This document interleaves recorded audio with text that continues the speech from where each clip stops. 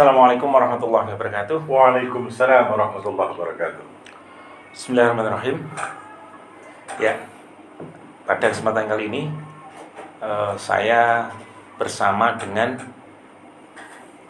Pak Yusuf Wahyudi. Beliau ini adalah penyuluh agama Islam fungsional di Kabupaten Blitar. Selamat malam Pak Yusuf. Selamat malam. Alhamdulillah. Ya, sehat-sehat ya. Alhamdulillah. Alhamdulillah. Ya, selamat datang di MSN Channel. Alhamdulillah. Ini adalah studio kami yang baru merintis juga. Alhamdulillah. Ya, baik. Saya tertarik dengan panjenengan karena saya baca di profilnya dengan itu adalah walaupun aslinya Blitar ya. Oke. Ya betul. Blitar, Kecamatan Kesamben, desanya Jajakan. Ya, beliau ini adalah putra asli Blitar, tetapi pernah mengembara di Bali, di provinsi Bali ini. Maka kita ajak ngobrol-ngobrol lebih jauh tentang Bali. Mudah-mudahan ini memberikan informasi yang menarik bagi kita, dan tentu berkaitan dengan tema kita pada malam hari ini adalah Muslim dan keagamaan di Bali. Nah, mungkin bisa diceritakan Pak Yusuf, jenengan pernah lama tinggal di Bali dan bahkan pernah menjadi ketua FKUB ya? Wah. Atau bahkan sekarang masih ada ya? Masih jadi ketua? Ya, di sana itu barangkali bisa diceritakan kira-kira komposisi masyarakat, komposisi keagamaan masyarakat di sana itu seperti apa?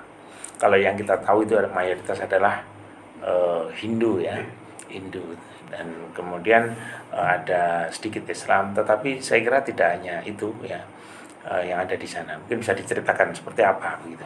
Oke. Terima kasih Bapak Dokter, sahabat saya. Saya kenal beliau itu orang yang sabar dan orang yang ulet. Mulanya bisa sampai dokter.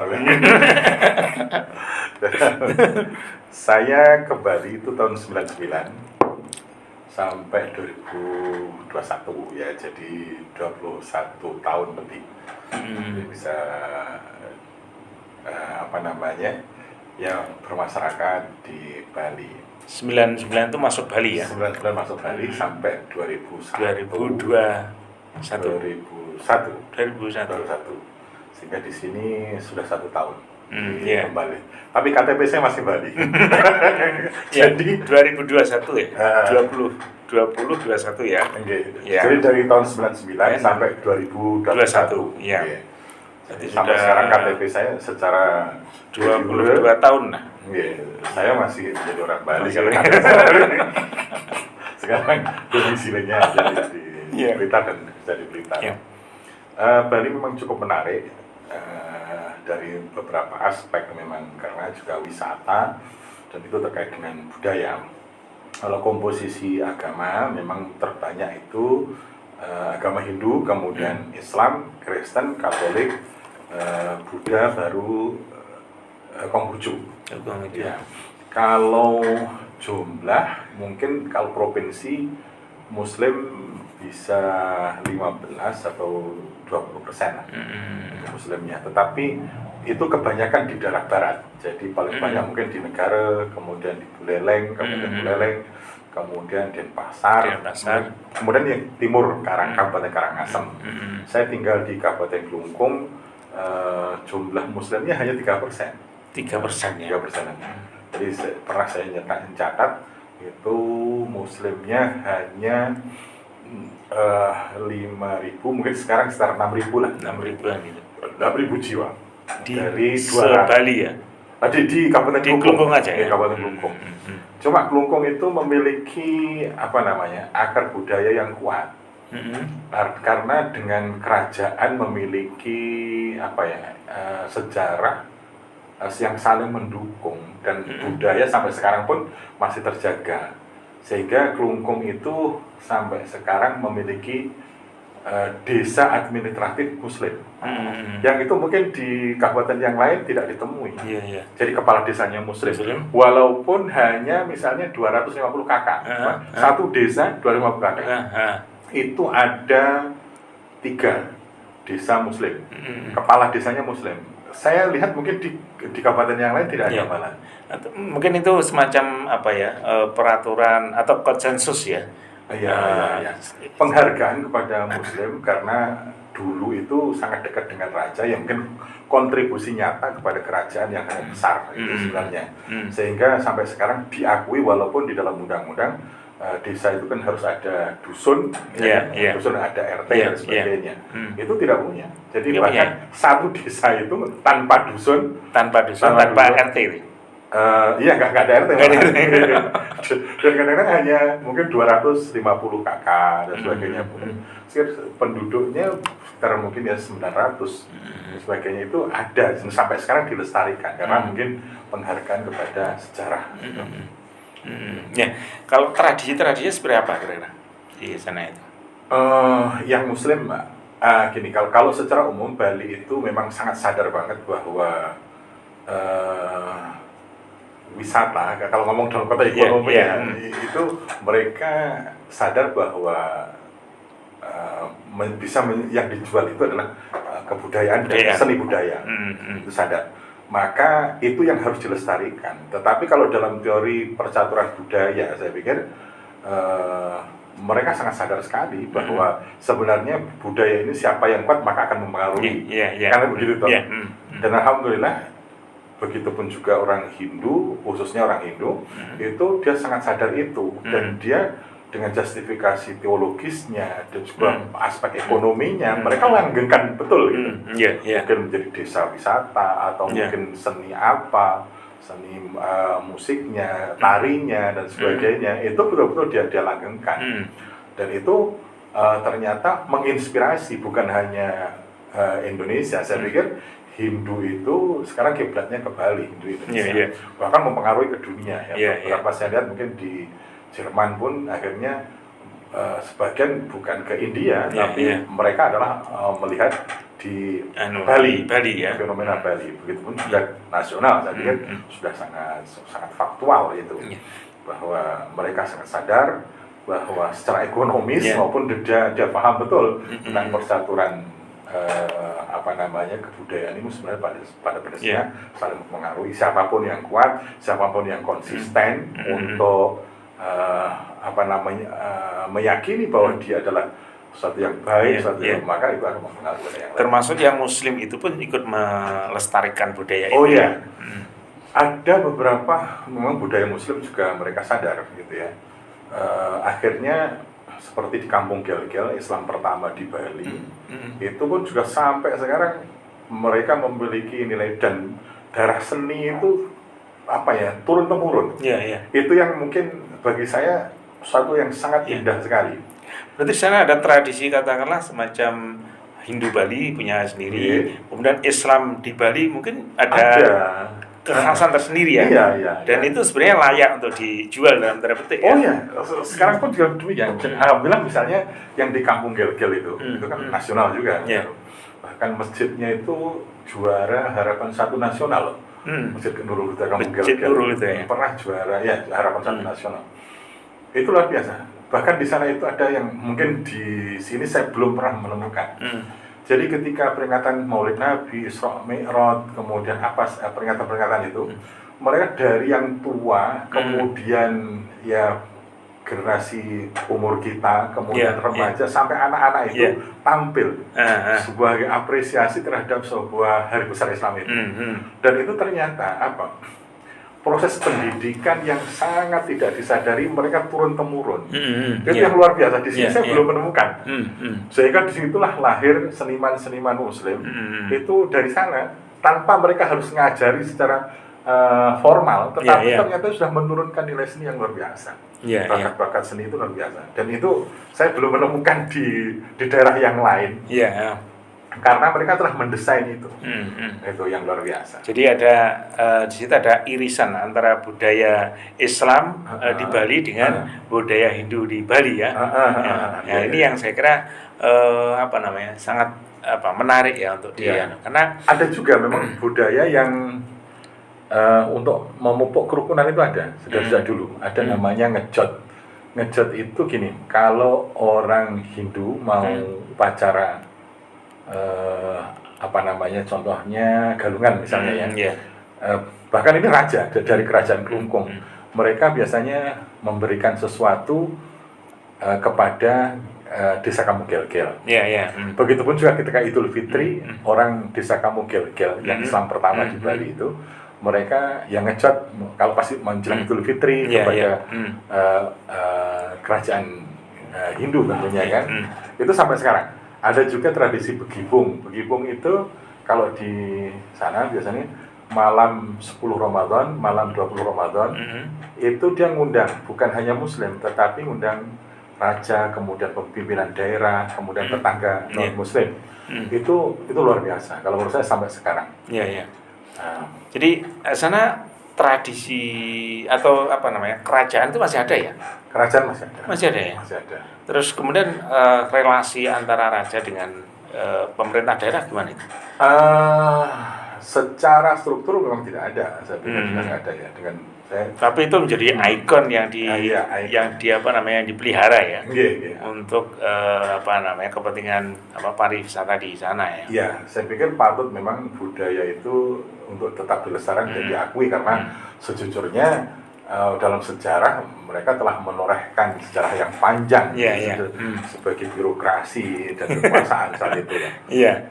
Maka ketika setelah kemerdekaan baru kita memiliki birokrasi yang formal seperti yang kita kenal itu. Tapi sebelumnya beratus-ratus tahun ya kerajaan tentunya kan. Secara formal adalah di pemerintah pemerintah daerah ya, formal administratif, tetapi kemudian dari sisi nilai-nilainya tetap menggunakan nilai-nilai kerajaan yang ada di Bali gitu ya. Artinya mereka raja masih sampai sekarang masih tetap dihargai eksistensinya sebagai mungkin referensi kebudayaan aja. Tetapi kalau kekuasaan tentu tidak ada, tetapi ada di pemerintah daerah ya walaupun berbeda. Kalau di Jogja itu kan raja di satu sisi sebagai gubernur kan ini. Nah terus kemudian ini bagaimana dengan kan ada semacam informasi-informasi yang bahwa pendirian tempat ibadah satu misal itu juga ada sedikit ya kesulitan dan sebagainya. Nah, ini gimana ini? Artinya di satu sisi sebenarnya kan ada masyarakat yang cair ya di dalam beragama, dalam budaya dan sebagainya, baik itu Muslim maupun non Muslim. Tapi di sisi yang lain, ini barangkali gimana ini untuk menjelaskannya? Ini sebenarnya masalah agak sensitif, tapi saya proporsional. Sebenarnya masyarakat Bali Hindu dan Muslim itu tadi dari akar sejarah tahun 1384 waktu dalam Ketut Mesir Raja Gel-Gel berkuasa, kemudian ketika ada kongres di Majapahit di bawah pengaruh Majapahit kan masih itu. Maka ketika pulang kongres itu ternyata dalam Ketut Mesir itu ada memang disuruh membawa oleh Hayam Wuruk itu 40 orang pengawal dari Majapahit. Dan itu ternyata 40 orang itu seorang Muslim. Muslim. Ada beberapa analisis ya. Analisisnya ini adalah kecerdasan Raja Gel-Gel dalam Ketut Mesir, di mana ketika di Jawa ternyata di sekitar Mojopahit itu sudah banyak Muslim, maka sengaja dia Muslim dalam konteks apa? Untuk komunikasi biar lebih lancar antara Jawa, antara Majapahit dengan Jawa.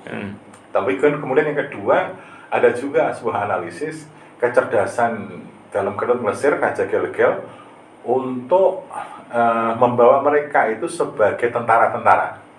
maka ditaruh di pinggir-pinggir kerajaan yang mungkin sangat sadar sekali bahwa orang Islam itu memiliki jiwa patriot yang tinggi sekali. Jadi mereka lah menjadi tentara-tentara untuk melindungi kerajaan dari serangan lain. Maka ditaruh di sisi-sisi pinggir-pinggir, dan itu hampir semua. Di kerajaan Karangasem pun juga sama, kemudian kerajaan Badung pun juga sama, menempatkan Muslim itu di pinggiran, di pos-pos gitu. Sebagai garda terdepan pertahanan gitu ya. Pertahanan. Itu kan tidak sama kayak. Tetapi artinya kemudian kalau dari pertanyaan Pak Dokter itu, dari situlah komunikasi yang sangat bagus sekali antara kerajaan dengan Muslim. Dan itu terjaga sampai mungkin tahun 2000. Itu masih sangat bagus sekali. Bahkan orang Bali itu menyebut kita nyame. Nyame itu sama. Mereka sudah. Tetapi ketika setelah bom Bali, jadi ini betul-betul real kasus bom Bali. Akhirnya idiom menggunakan kata nyame itu sudah jarang digunakan. Tapi kalau orang Muslim nak Islam, Islam itu secara sosiologi bahasa dia sudah ke orang lain. Tapi kalau nyame Islam, saudara, kan begitu.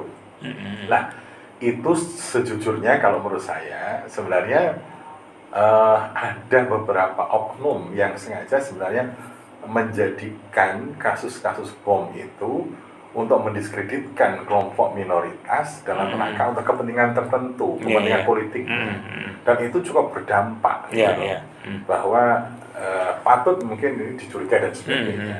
Tetapi saya secara husnudzon, saya baik sangka, tetap positive thinking bahwa masyarakat Hindu, masyarakat Bali itu pada prinsipnya nggak ada masalah secara umum. Cuma memang agak sedikit terkontaminasi dengan kasus Bali. Dan itu real.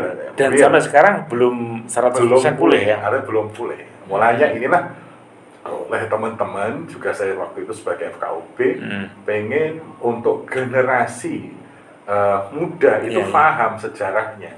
Jangan sampai terprovokasi dengan isu-isu yang politis, dalam yang sangat tidak ahistoris lah. Karena secara historis bagaimana Hindu dengan Muslim itu adalah sangat baik hubungannya, tetapi ada kasus bom Bali, kemudian itulah momen itu digunakan kesempatan oleh beberapa oknum saja, dan memang real ada beberapa di wilayah-wilayah tertentu menjadi sulit untuk dia akibat dari peristiwa itu. Peristiwa bom, kemudian setelah itu ada yang memanfaatkan, tetapi oknum saja. Saya katakan itu oknum. Makanya tadi saya katakan sebenarnya dari sisi sosiologis kan cair ya, antara Muslim dan non-Muslim kan. Tapi mengapa kok ada semacam itu? Karena ternyata memang itu tadi pemanfaatan isu. Dan bisa jadi ya bom Bali itu sebenarnya bukan persoalan agama sebenarnya itu, tapi persoalan ekonomi sebenarnya bisa jadi begitu. Ada itu kan internal integration trap external conflict. Jadi kalau saya atau kita baca ya sebenarnya kayak kasus pasukan gajah ya pada saat Nabi itu kan raja di Yaman yang ingin menghancurkan Ka'bah karena bukan persoalan agama sebenarnya itu, tapi itu adalah sebenarnya persoalan ekonomi kan. Ekonomi dan politik. Jadi hampir mirip lah sebenarnya kan. Oke. Nah, dari awal masuknya Islam di Bali sampai sekarang itu kira-kira dengan kasus tersebut itu kira-kira seperti apa? Artinya begini.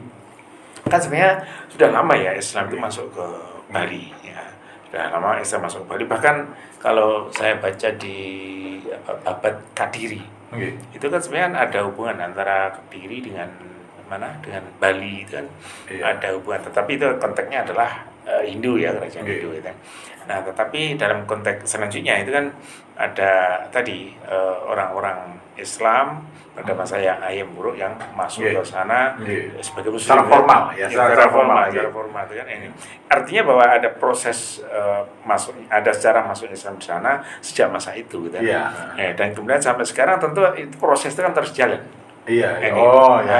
Nah, sampai sekarang itu seperti apa proses dalam tanda petik ya Islamisasi terjadi di sana itu kan.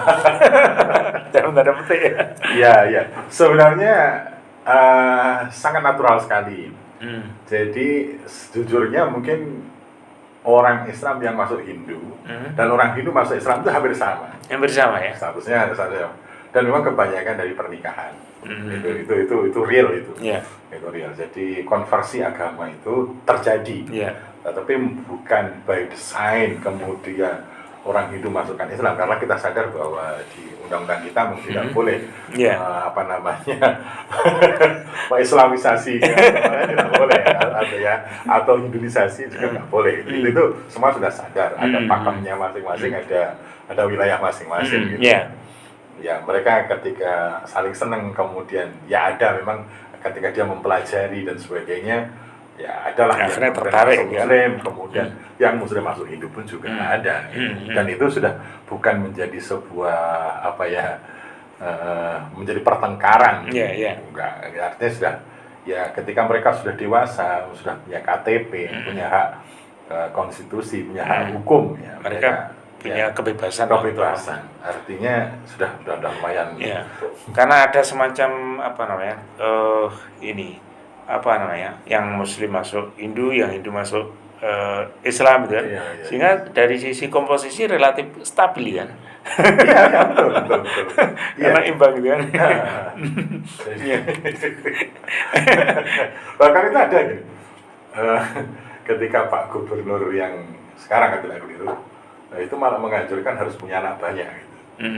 Jadi kalau itu konteks umum, umum Bali atau Bali secara umum atau anjuran orang Hindu ya. Karena kalau dulu kan ada anak pertama, anak kedua, anak ketiga, kemudian sampai ketut adalah anak keempat kan. Wayan, Madi, Nyoman, kemudian ketut kalau dari dulu. Itu kan sekarang sudah nggak ada lagi ketut gitu. Karena itu urutannya? Iya, urutan pertama, kedua, ketiga, dan keempat itu kan ada urutan. Jadi karena dua anak cukup itu hanya ketutnya sudah nggak ada lagi. Jadi menghilangkan budaya juga. Kalau Islam, saya sering mengkampanyekan, saya bilang di antara bagian sunnahnya Nabi itu, kalau saya ngisi-ngisi itu kan apa? Kata Nabi, ini ubahi alaikumul umam yaumil qiyamah. Saya itu bangga kalau umatku banyak lah. Makanya kalau ngisi pernikahan atau mungkin acara akikah, saya selalu selipkan sebagai. Tapi dalam konteks tertentu ini menjadi satu problem juga. Jadi kalau kita lihat ya, katakanlah 40 tahun ya. 40 tahun dari tahun 80 sampai sekarang itu pertumbuhan penduduk di Indonesia itu luar biasa itu. Di tahun 80-an kira-kira 135 jutaan ya. Sekarang sudah 270 juta lebih kan. Dan ini menjadi dalam tanda petik ya menjadi PR bagi pemerintah ya. Karena diprediksi nanti pada tahun 40 itu kan akan mengalami yang namanya bonus demografi gitu kan. Salah satu problem yang harus diselesaikan oleh generasi muda. Yang penting jangan sampai menjadi ekstrim ya, harus berlebihan tetapi tidak menjaga kualitas. Ya betul itu. Ya sementara mungkin di beberapa negara, Jepang, mungkin Singapura dan sebagainya, zero growth ya, tidak pertumbuhan, itu dan itu luar biasa, itu dampaknya juga kan. Betul. Nah ini kalau Bali kan dikenal dengan masyarakat kota atau daerah wisata ya. Ada banyak orang yang masuk sana. Nah ini bagaimana respon masyarakat Bali terhadap masuknya orang-orang luar ke sana itu? Karena di situ masuk itu kan ada dua. Satu masuk sebagai wisatawan saja, mungkin 1 bulan paling lama, kemudian kembali lagi. Tapi ada juga yang masuk sebagai orang baru yang bekerja di sana dan sebagainya. Itu seperti apa mereka? Karena salah satu efek dari urbanisasi itu kan diantaranya orang-orang asli itu mulai tergusur, sementara digantikan oleh orang-orang baru yang ada di situ. Kalau di Bali seperti apa itu? Kelebihan Bali itu gini, ada pengawasan yang sangat ketat. Saya lihat itu bahkan ada dua ya, ada desa dinas dan desa adat. Desa dinas ya secara struktur dari dari kepala desa atau kelurahan, kemudian kepada kepala lingkungan, mungkin kepala dusun, kaling itu kuat sekali di sana. Sehingga ketika beberapa tahun, mungkin 2 tahun, ketika ada komunitas, kalau tidak keliru dari Cina, kemudian dialah langsung membuat komunitas di sana dalam konteks monopoli perdagangan ya. Jadi nanti turnya, baik mungkin guide-nya, transportasinya, itu adalah dari mereka sendiri. Kemudian sekaligus belanja di tokonya mereka sendiri. Tapi di Bali, maka itu langsung ada direspon oleh gubernur bahkan sampean bahwa itu tidak boleh, nggak diperkenankan. Artinya sangat kelebihan Bali itu di situ. Saya pikir dia bisa cukup cepat mendeteksi kemungkinan pendatang yang tidak memiliki platform yang sama dalam membangun Bali. Mereka sangat bagus. Kemudian yang kedua tadi, seperti di awal saya sampaikan, Bali itu sangat sadar sekali bahwa di antara daya tariknya adalah budaya. Maka bagaimana mensosialisasikan budaya, meng-create budaya, dan dia menghargai budayanya, itu sangat tinggi sekali. Dan itu sekarang sudah misalnya bukti nyata dari konteks ekonominya, kemudian pengaruh budaya Bali ke nasional, bahkan mungkin ke internasional, itu sudah nyata gitu loh. Artinya sekarang jadi ketika dipromosikan kepada generasi muda, mereka sangat sadar betul itu loh real. Dia kan gitu. Bagaimana APBD juga meningkat, bahkan UMKM juga karena ada tadi. Itu kan banyak. Kalau sudah seni, kemudian budaya, kemudian itu kan sudah ada handcraft dan sebagainya. Itu perekonomian yang sangat menjanjikan, real. Sehingga masyarakat Bali dia bisa eksis di kampungnya sendiri, kan? Bahkan mungkin sawah saja bisa menjadi komoditas pariwisata yang luar biasa kan. Kalau di sini mungkin ya sawah hanya capek kemudian menunggu panen, tetapi dia bahkan mungkin hanya nanam kemudian belum sampai panen diganti lagi oleh nanam, itu sudah ada nilai tersendiri gitu. Itu yang dominan membangun seperti itu pimpinan adat atau pimpinan pemerintah yang sifatnya, saya pikir sudah cukup bersinergi ya antara pemerintah, kemudian sektor swasta di transportasi, sampai di semua faktor. Itu sudah bersinergi. Dan ini saya pikir dalam hal ini daerah-daerah lain bisa meniru di Bali, saya pikirnya. Bagaimana dia membuat pencitraan melalui media itu sudah sangat luar biasa sekali. Nah, mungkin satu lagi ya, kira-kira kan budaya secara global itu kan mengalami satu perkembangan perkembangan, sehingga setiap daerah itu katakanlah bisa terkena dampak dari globalisasi itu.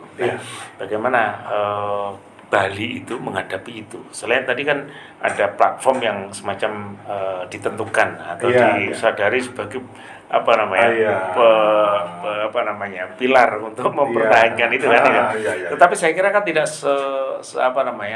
selamanya itu bisa tahan terhadap dampak globalisasi itu. Nah, itu kira-kira apa? Bahkan di sana itu gini, ada awik-awik itu undang-undang adat. Ketika melanggar adat itu bisa disanksi.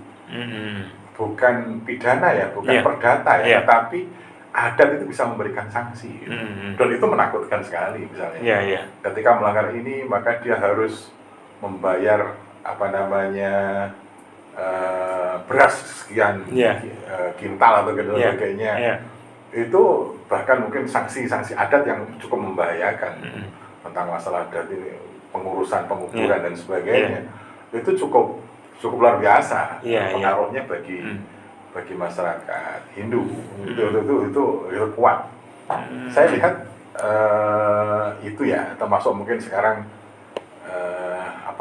kalau mabuk kemudian sampai kriminal itu sudah bukan perdata lagi, bukan pidana lagi, tetapi adat juga ikut memberikan lebihnya sanksi itu ya. Memberikan sanksi adat itu jauh mungkin lebih menakutkan karena dia tahu. Artinya kan lingkungannya yang berbuat, kemudian kepala lingkungannya dia tahu, kepala adatnya tahu. Wah, itu lebih menakutkan. Dan ini dalam hal ini Bali saya pikir sangat bagus. Dalam hal ini memang katakanlah hukum adat itu masuk ke dalam kurikulum sekolah atau gimana? Kok bisa begitu kuat gitu? Saya tidak sih sebenarnya kalau kurikulum. Tidak juga ya. Kalau adat kan memang juga sangat tinggi. Saya ada beberapa, mungkin saya sewaktu itu sebagai ketua FKUB sedikit mungkin agak berbeda pendapat. Ketika ada aturan, sebenarnya aturan itu sangat kebinekaan banget ya, menggunakan baju adat, tetapi ketika dalam praktek banyak difahami oleh sebagian kepala sekolah bahwa harus pakai adat Bali gitu. Padahal sekarang kita kan sedang mempromosikan Pancasila, kemudian kebinekaan dan sebagainya, NKRI dan kebinekaan. Saya termasuk dari pertama mengusung, selalu mengatakan kerukunan kita ini jangan hanya lip service.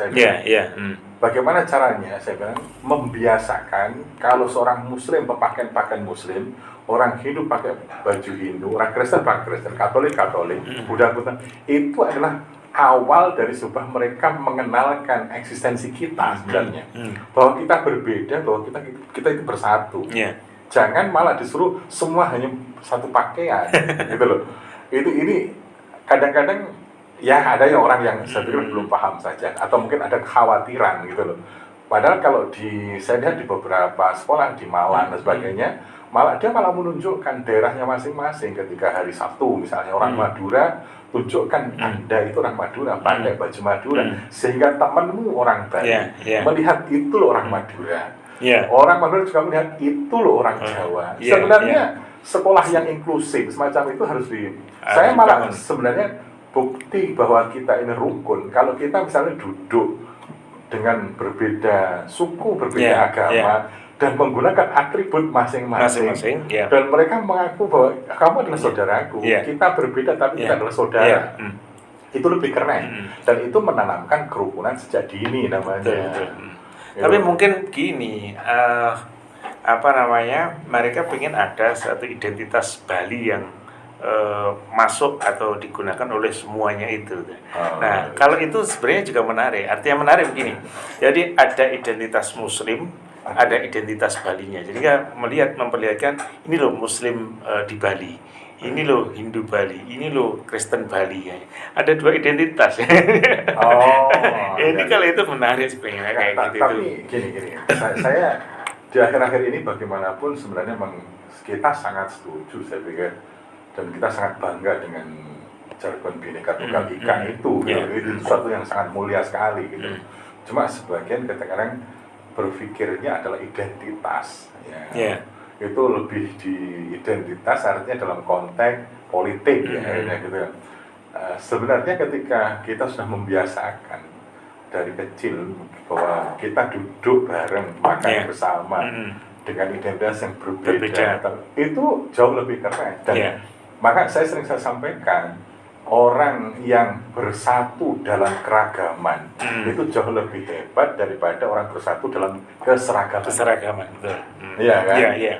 Kalau hanya orang malah dipaksakan untuk seragam, itu biasa sebenarnya. Tetapi kalau orang bersatu dalam keragaman dan mereka saling mengenal perbedaan itu, tapi mereka bisa bersatu bersama, itu baru yang keren. Itu Bhinneka Tunggal Ika. Saya jiwa FKUB saya selalu muncul gitu Mas. Berarti dalam konteks dalam batas tertentu sebenarnya keragaman di Bali itu juga belum maksimal ya. Belum maksimal.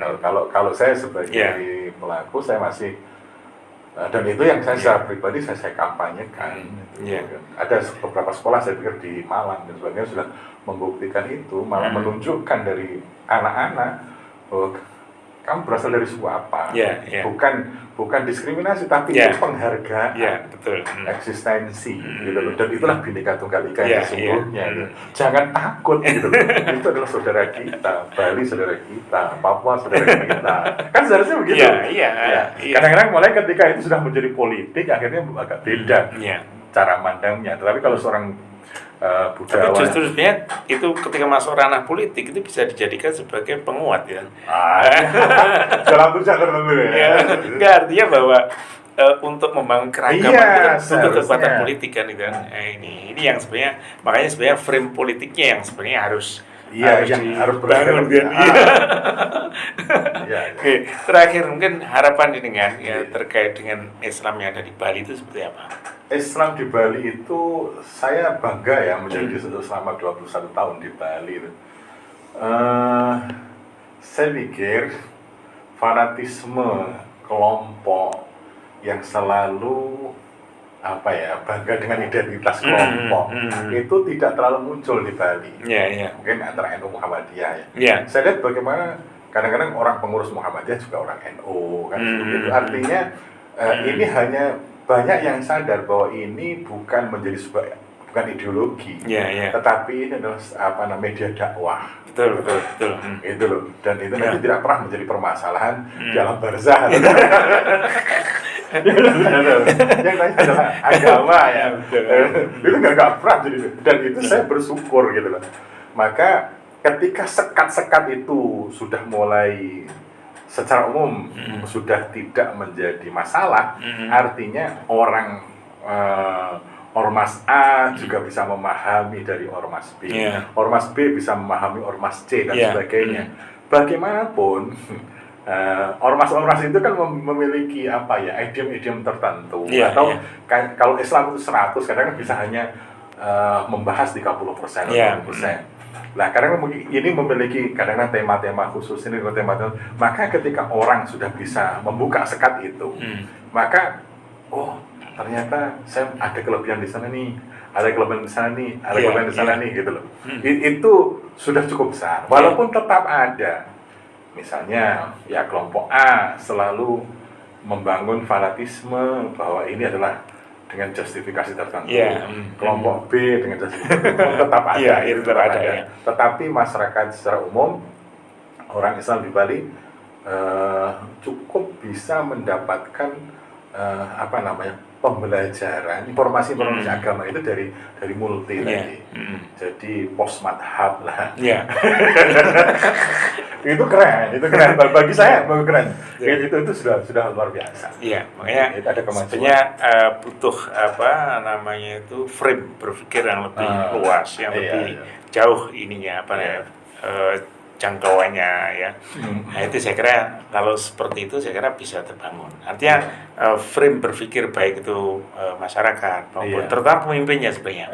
Nah, karena dia yang akan nanti kan menggiring masyarakat untuk bisa beragam gitu. Sedikit aja mungkin ya. Saya itu ada seorang murid tanya, Ustaz, saya itu pengen menjadi orang Muslim yang bisa diterima di semua di semua kelompok sekarang sedang kuliah di Jakarta. Saya pengen begitu menjadi orang.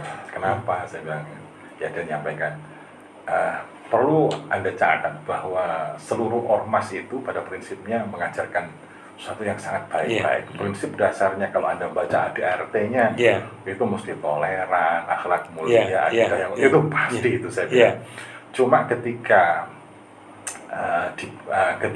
mungkin menjadi identitas, maka diciptakanlah fanatik tertentu. Padahal mungkin bangunan fanatisme itu tidak sesuai dengan ajaran aslinya.